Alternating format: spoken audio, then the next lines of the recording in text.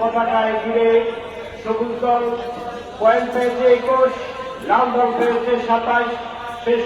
লাল দল জয়ী হয়েছে, সবুজ দল পরাজিত হয়েছে। সেই সুবাদে আজকে লাল দল বিজয়ী।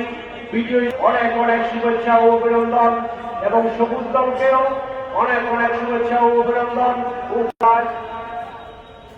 উপস্থিত থাকার জন্য কিছুক্ষণ পরে গ্রাম বাংলার আরেক ঐতিহ্যবাহী খেলা কুস্তি এবং মামা ভাগিনার হাডুডু, একটি ঐতিহ্যবাহী খেলা।